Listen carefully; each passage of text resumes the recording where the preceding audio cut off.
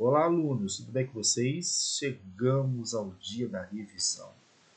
Vamos estudar de forma assim, bem objetiva as escolas literárias que vocês já viram nas aulas que eu disponibilizei, e nós também veremos escolas literárias ainda não estudadas aqui no curso, de uma maneira que englobem todas as escolas literárias, desde o quinhentismo até o modernismo, tá bom?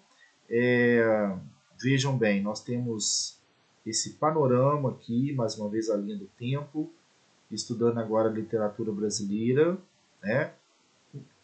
Vamos pensar também na literatura portuguesa, né, que antecede o surgimento aqui da literatura brasileira, com o trovadorismo, com o humanismo, né? E depois nós temos no descobrimento, no ano de 1500, o início da chamada literatura brasileira, né? Nós temos aí o quinhentismo, tratando-se de uma literatura voltada para a informação, os relatos da terra, a descrição do lugar, dos habitantes, né, feita pelos navegadores portugueses. Já em 1601, a presença do Barroco, que basicamente é uma manifestação de muito teor religioso, né, contrário à reforma religiosa que estava acontecendo, né, foi uma ação da contra-reforma. Nós temos aí o arcadismo, a valorização da estética clássica, né, um retorno, uma busca, né, pelo estilo clássico grego. Nós temos aí o romantismo, e o romantismo é um movimento assim nativo, né? É um movimento voltado para as características da nossa terra, vamos dizer assim, e dentre as características, claro, né, existem muitas características que envolvem a subjetividade, né, os aspectos mais interiores, mas por que eu falo isso? Porque dentro do romantismo, né, praticamente, entre o romantismo e o simbolismo, nós temos o chamado realismo, né, o naturalismo e o parnasianismo. Então, toda essa ênfase ao Brasil, a cultura brasileira, bucólica, né, ao ser brasileiro acontece aqui nesse período, né? Nós temos também aí o simbolismo, né, que antecede o pré-modernismo, que não necessariamente é uma escola literária, mas é um período de transição, e o modernismo de 1922 até o nosso tempo, né, até a contemporaneidade. Iniciando aqui a revisão, nós temos o quinhentismo como literatura de informação, né? O quinhentismo corresponde ao estilo literário que abrange todas as manifestações literárias produzidas no Brasil na época de seu descobrimento, né, durante o século XVI. As principais manifestações literárias não são propriamente literatura brasileira, né, mas literatura, né, bastante voltada para a metrópole, né, no caso Portugal, né? Mas por isso que a literatura sobre o Brasil, o interesse dessa literatura, a produção dessa literatura era totalmente voltada para a metrópole, né? Era da colônia para a metrópole. Então inclui-se nessas narrativas, nessas manifestações literárias, a literatura informativa dos viajantes, né? E a literatura catequética, está bem apagadinho aqui, mas é a literatura catequética, né, dos padres, né, os padres católicos que vieram com os chamados descobridores, né, para estabelecer a religião e tornar, né, os nativos, né, os indígenas, adeptos, né, da religião e também da cultura portuguesa. Principais produções, nós temos aí a principal, a primeira de todas, a Carta de Pero Vaz de Caminha, né? Trata-se de uma literatura bastante informativa, também chamada de literatura dos viajantes ou dos cronistas. Era reflexo das grandes navegações, empenha-se em fazer um levantamento da Terra Nova, de sua flora, fauna, de sua gente. Então eram relatos extremamente descritivos, repletos de descrições, em muitos casos uma descrição pejorativa, né, tornando uma comunicação muito elitista, né, de superioridade. O Alto da Pregação Universal, 1570, Diálogo do Padre Pedro Dias Marte, né, 1571, na Festa de Natal, Pregações, 1577. As obras de Anchieta, né, esse padre aqui, um dos grandes nomes desse período, essa literatura voltada para a catequização, né? As obras de Anchieta tinham como forte característica a visão catequética, ou seja, ele era extremamente centralizado na questão da conversão e da educação religiosa dos indígenas, né? Com uma concepção teocêntrica do mundo, tendo como temática constante a religiosidade e a moral. Então, ele considerava Deus como centro, né?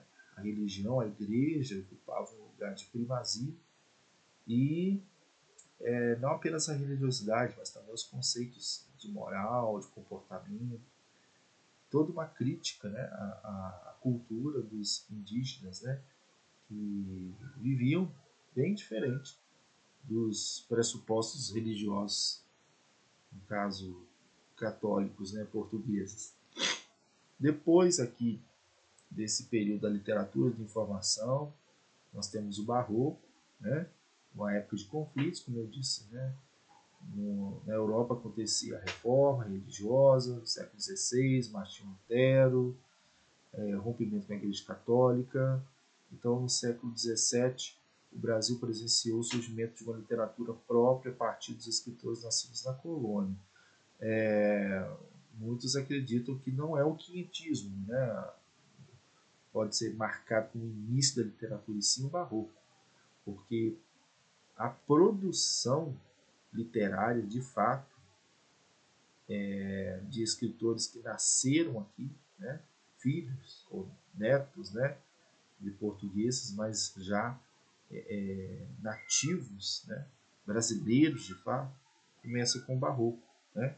Então, o contexto histórico da primeira invasão holandesa, que ocorreu na Bahia, em 1624, e a segunda em Pernambuco, em 1630, que perdurou até 1654. Né? Costuma-se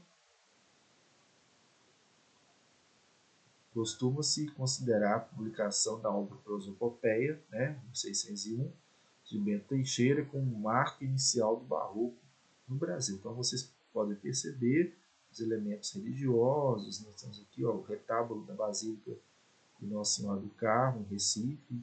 Então, assim, existe toda aquela riqueza, né, aquela exuberância, tornando a religião atrativa, né, fortalecendo os aspectos estéticos da religião, né? Então é um movimento artístico, filosófico que surge um conflito entre a reforma protestante e a contra-reforma.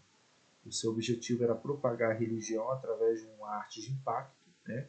O que nós vimos aqui, há todo um impacto, né? Excesso de cores, de detalhes. Olha, veja aqui a presença da imagem da santa, dos anjos, enfim, há toda uma ênfase, né, nesses aspectos de enfeite ao extremo. Né? Uma arte altamente contraditória. Né? A origem da palavra barroco é obscura e há hipóteses, né, tem sido uma origem de um adjetivo, né, que designava certas pérolas de superfície irregular e preço. Né? Nós temos aí a igreja de São Francisco, Salvador, tem essa característica, né, da arquitetura barroca. Né? Então, o barroco não era apenas uma literatura, mas também envolver todo um aspecto cultural, né?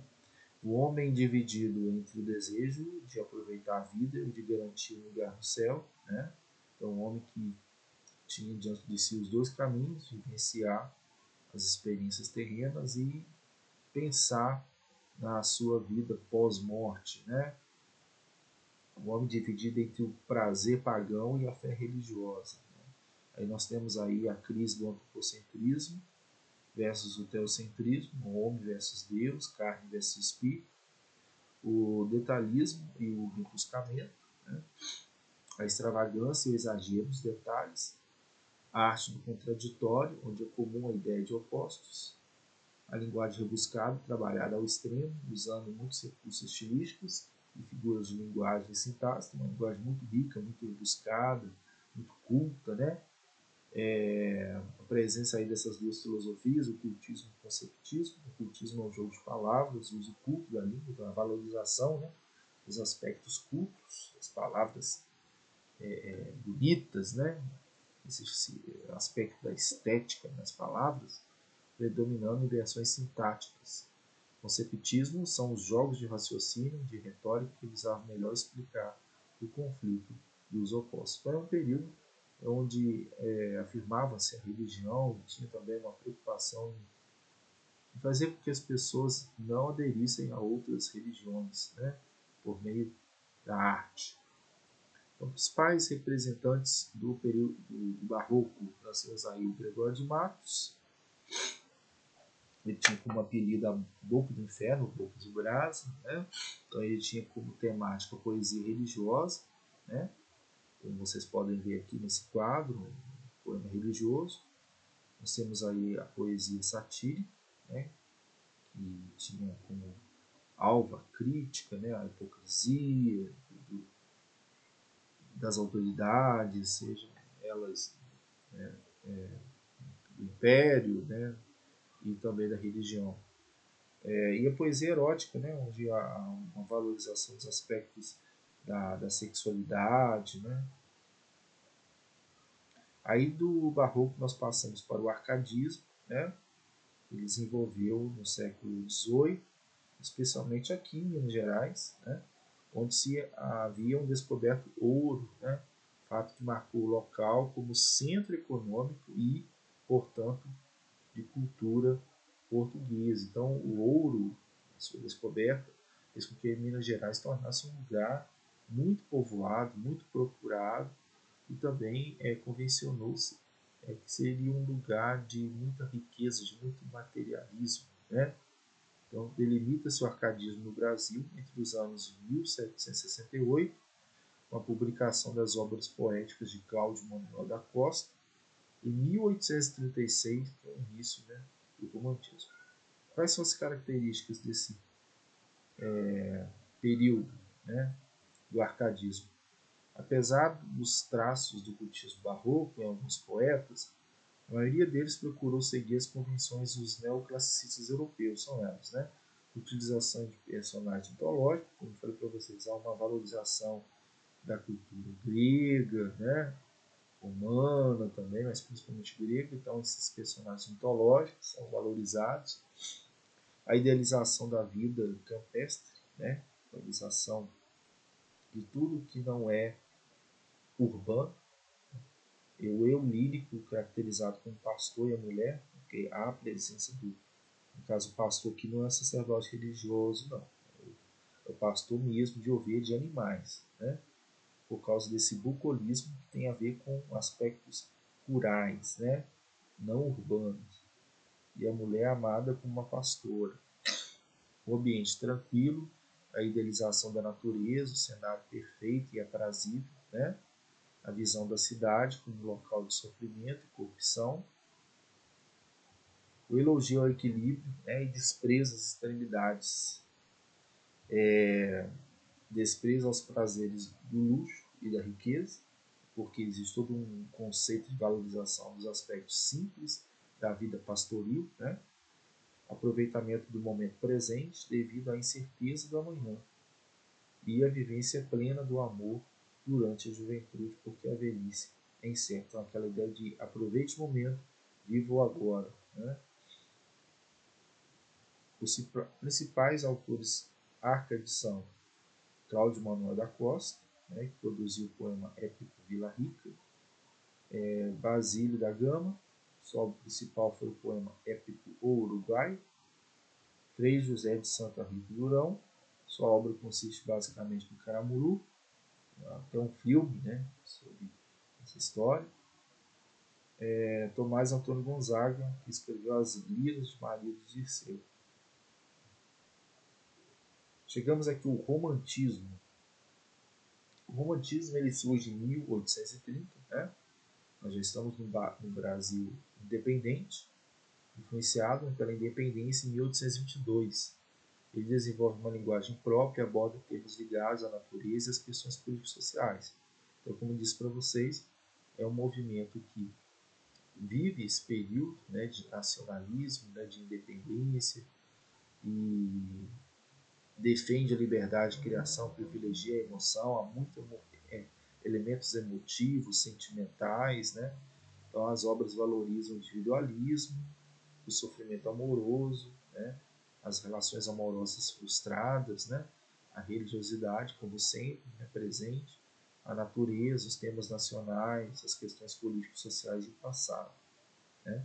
Então o marco inicial do romantismo brasileiro é a publicação em 1836 de Suspiros Poéticos e Saudades de Gonçalves de Magalhães. Vocês podem ver aqui na imagem, né? O Grito do Ipiranga, então é o período já do Brasil independente, do Brasil nação. E quais são as características? Nós temos aí o individualismo, o egocentrismo, o subjetivismo e o narcisismo. Então, uma literatura voltada muito para o eu, para o indivíduo, valorização de sua própria vida. Sentimentalismo, escola do coração, lágrimas, sonho, devaneio, ternura, emoção, relações amorosas, né? E também as decepções, sentimento da nacionalidade, patriotismo com nacionalismo, né? Focado na natureza, na sociedade, então uma ênfase na cultura do Brasil, o que é valioso dentro do Brasil. O Brasil é importante, há a presença desses elementos nacionalistas, né? Liberdade de composição, a presença do cristianismo, né? Escritores assumem atitudes de artificialismo, cabelos longos, pele pálida, olhar perdido, vida desregrada, né? Como vocês podem ver na imagem, retrata bastante isso. Nós temos aí, né, um indígena sendo como que salvo, né, por um padre. Então, a presença o quê? Da palidez, né, do distanciamento, das cores não tão vívidas, né?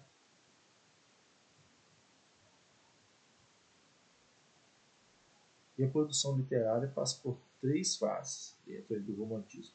Nós temos uma geração chamada idealista, nacionalista, né?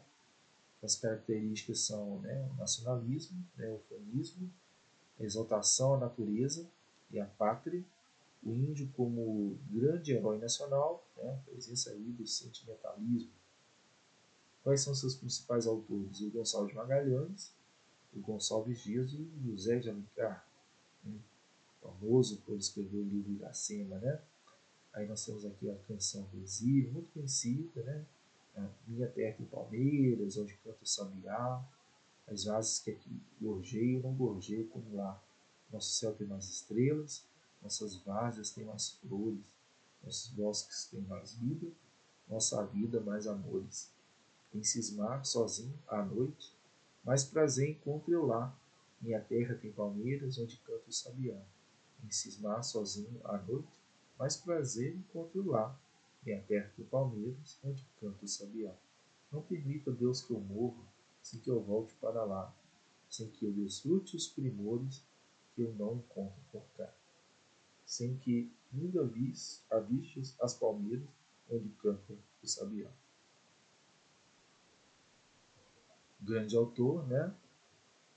José de Alencar, com seus romances muito conhecidos, como 5 Minutos, A Viuvinha, O Guarani, Lucila, Diva, que foi citada agora por mim, Iracema, Ubirajara ou sertanejo e senhora. Nós temos também, dentro do romantismo, a geração byroniana ou ultrarromântica. Quais são suas características? Nós temos aí o estilo subjetivo, a vida boêmia, noturna, voltada para vícios, prazeres da bebida, né? O fumo do sexo, o mal do século, né?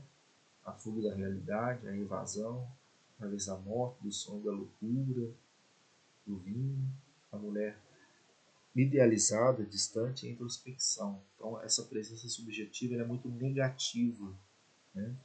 Mostra a presença dos vícios, né? Do lado da promiscuidade. Quais são seus principais autores? Álvares de Azevedo, Casimiro de Abreu, Junqueira Freire, Fagundes Varela.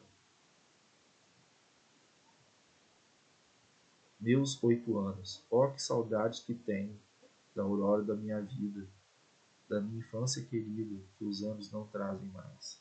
Que amor, que sonhos, que flores, naquelas tardes fagueiras, à sombra das bananeiras, debaixo dos laranjais.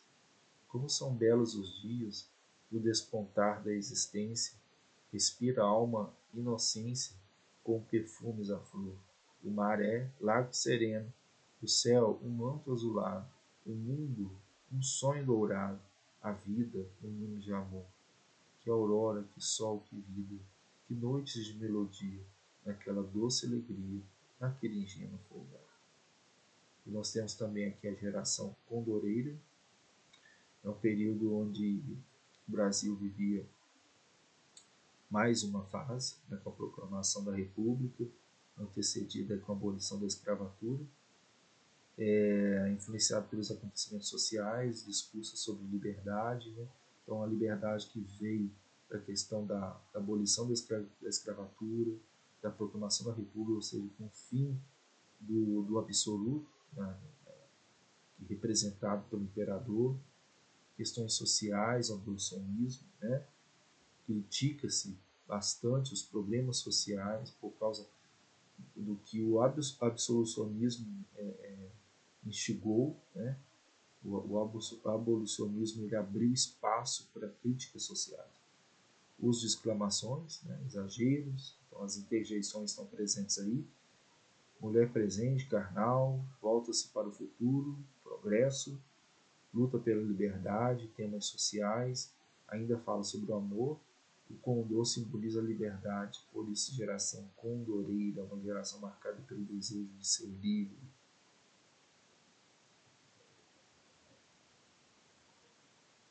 Um trecho aí do Navio Negreiro, do Castro Alves.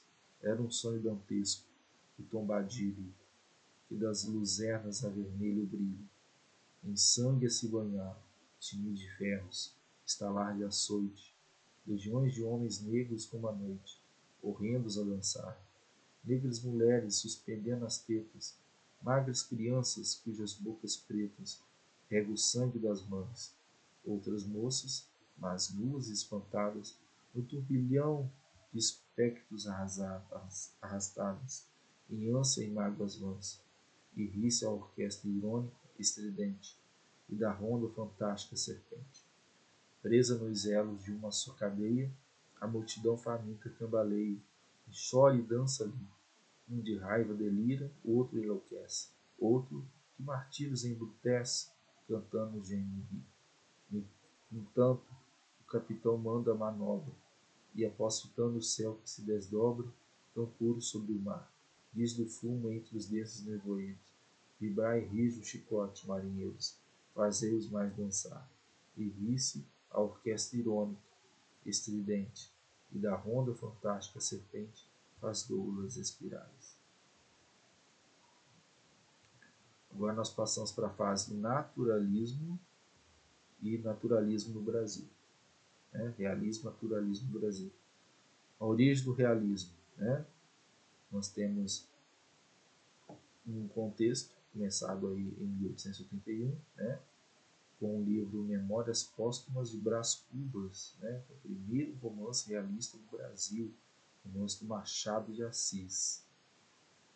Durante o período de passagem do romantismo para o realismo, o Brasil sofreu inúmeras mudanças na história econômica, política e social.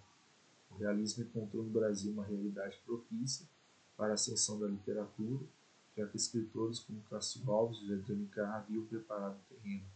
Então, o romantismo preparou, né, a vinda desse período chamado realismo, né?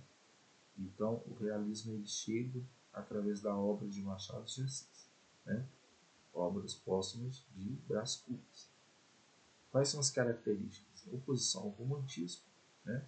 Ou seja, oposição à escola literária anterior, uma busca de contradição a tudo que diz respeito ao romantismo, o racionalismo, a valorização do racional da mente, né? Em contraposição à ideia da fé, né? O objetivismo, o universalismo, a crítica social, obra literária é um instrumento a serviço de novas ideias, crítica à sociedade arcaica, ou seja, uma literatura usada para criticar efetivamente os problemas sociais. Formalismo, né? Perfeição da forma, a palavra retratando fielmente a sociedade, né? Tem uma linguagem muito séria, né? Filosofia materialista, o antirromantismo, a antiburguesia e o anti-igreja, né? Por isso que eu falei para vocês do racionalismo, que é um contraponto à valorização da fé, o romance de tese e a linguagem trabalhada, como também um ataque ao casamento, né? Então tudo que é conservador, que é visto no romantismo, o realismo ataca. O realismo na literatura manifesta-se na prosa. A poesia da época vive parnasianismo, né? Então, a prosa que o texto livre, né? Então, o romance social, psicológico de tese é a principal forma de expressão. Deixa de ser apenas distração e torna-se veículo de crítica às instituições como a Igreja Católica, a hipocrisia burguesa. A escravidão, os preconceitos raciais e a sexualidade são os principais temas tratados com linguagem clara e direta. Então veja bem as diferenças aqui, um paralelo. No realismo nós temos o distanciamento do narrador e no romantismo nós temos o narrador em primeira pessoa. O realismo valoriza o que se é, e o romantismo valoriza o que se idealiza e sente. No realismo a gente tem crítica direta, no romantismo crítica indireta. No realismo a gente tem objetividade, no romantismo a gente tem sentimentos à flor da pele. No realismo a gente tem texto, às vezes sem censura, ou seja, há uma ênfase da liberdade, né? Uma valorização da escrita livre. E no romantismo, textos geralmente respeitosos. No realismo, imagens sem fantasias reais. No romantismo, imagens fantasiadas perfeitas. A versão amor platônico no realismo e no romantismo, amores platônicos. Mistura de épico e lírico nos textos e separação. Então, tudo que é presente no romantismo, o realismo ataca e tenta desconstruir, né? Então, principais autores realistas: Raul Pompeia, autor do livro O Ateneu; Visconde de Taunay, autor de Inocência; Machado de Assis, em seus romances A Ressurreição, A Mão e a Luva, Helena; e Ayá Garcia, Memórias Póstumas de Brás Cubas, Quincas Borba, Dom Casmurro, Esaú e Jacó, Memorial de Ares. Agora, naturalismo. O naturalismo é uma escola literária conhecida por ser a radicalização do realismo. Então, é um realismo muito mais extremado, baseando-se na observação fiel da realidade da experiência, mostrando que o indivíduo é determinado pelo ambiente e pela hereditariedade. A escola esboçou o que pode se declarar como os primeiros passos do pensamento teórico evolucionista de Charles Darwin. O primeiro romance é O Mulá, do maranhense Luiz de Azevedo, o escritor que melhor representa a corrente literária do naturalismo brasileiro. Além dessa obra, foi o responsável pela criação de um dos maiores marcos da literatura brasileira, o Cortiço. Então, Aloysio de Azevedo é o principal representante aqui do realismo, naturalismo, perdão, que é a radicalização do realismo. No realismo, a gente tem a preocupação com a verdade, no naturalismo, a gente tem a visão determinista do homem, observação e análise, e no naturalismo, tendência para a análise dos deslizes de personalidade. A gente tem aqui esse panorama, pessoal, basicamente, o naturalismo ele não se contrapõe ao realismo, ele apenas o extremiza. Depois do naturalismo, a gente tem o parnasianismo, que é uma escola literária, um movimento literário essencialmente poético, então, ele não valoriza a prosa, contemporâneo do realismo e naturalismo, ele caminha ao lado. É um estilo de época que se desenvolveu na poesia a partir de 1850 na França. Baseia-se pela arte, objetividade, poesia descritiva, versos impassíveis, extensão e economia de imagens e metáforas, poesia técnica informal, retomada de valores clássicos, apego à mitologia greco-romana. Quais são seus principais autores, poetas? Nós temos aí o Olavo Bilac, o Alberto de Oliveira, Raimundo Corrêa e o Vicente de Carvalho. Deixa eu ler para vocês aqui essa profissão de fé do Olavo de Carvalho. Invejo o Ourives quando escrevo, imito o amor. Com ele que em ouro o alto relevo faz o uma flor. Imito-o e, pois, nem de Carrara a pedra firme, o alvo cristal, a pedra rara, o ônix prefiro. Por isso corre o servir-me sobre o papel, a pena, como prata firme, corre o cinzel. Corre, desdenha, enfeita a imagem, a ideia veste. Cinge-lhe ao corpo a ampla roupagem, azul celeste. Torce, aprimora, alteia, lima, frase. E, enfim, no verso de um ouro engasga a rima, como um rubim. Quero que a estrofe cristalina, dobrada ao jeito, de ourives saia da oficina, sem defeito. Assim procedo, minha pena, segue essa norma. Por te servir, deusa serena, serena forma.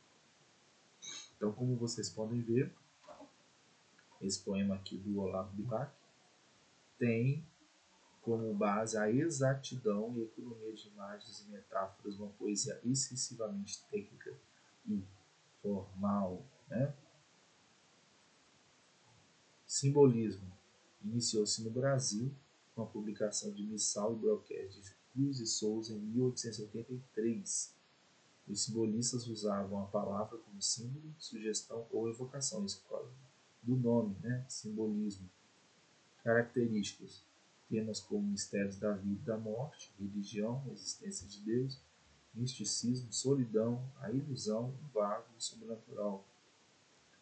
Então nós temos aí uma valorização dos aspectos misteriosos, um tipo de religiosidade que se lida bastante com o sobrenatural.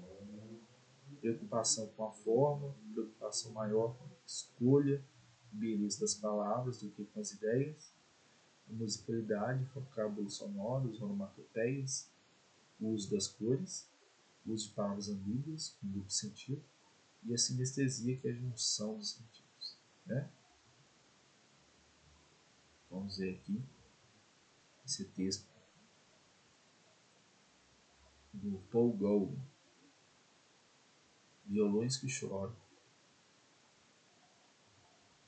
Ó, plangentes violões dormentes, mornos, soluços ao luar, choros ao vento, tristes perfis, os mais vagos contornos, bocas murmurejantes de lamento, noites de além, remotas que eu recordo, noites de solidão, noites remotas, que nos azuis da fantasia bordo, vou constelando de visões ignotas.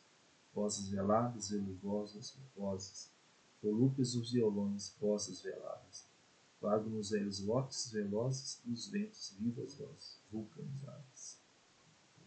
Então, pessoal, nós chegamos aqui ao fim e eu gostaria de apresentar a vocês aqui. Só um minutinho, vou mostrar o que tem a ver com o modernismo, para a gente finalizar.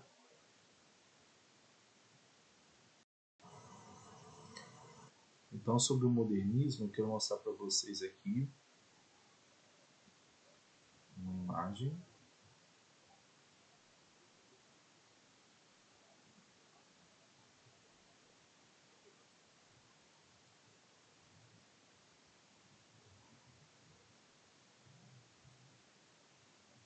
Para que vocês entendam essa última escola literária. Só um minutinho, vai abrir aqui agora.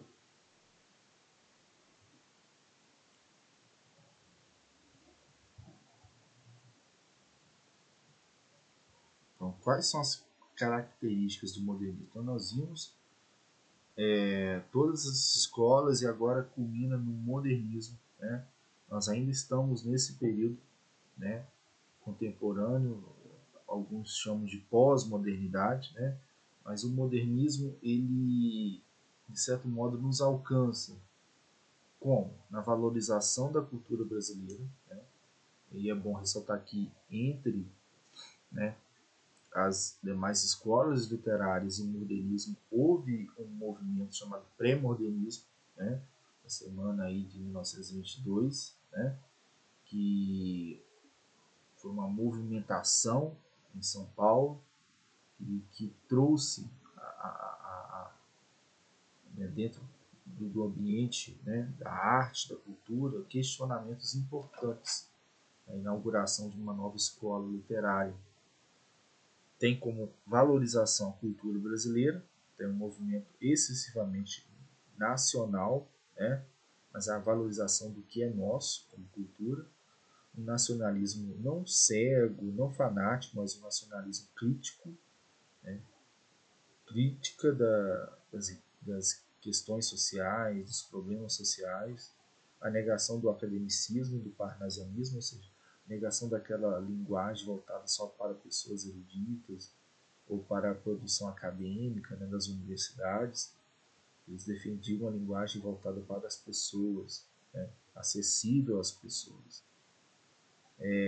O sarcasmo, o cinismo e a ironia como características assim da subjetividade, né, a métrica livre, a renovação da arte e da linguagem, o destaque para o cotidiano, né, tudo que envolvia a vida das pessoas nos grandes centros, e a índole caótica e anarquista, ou seja,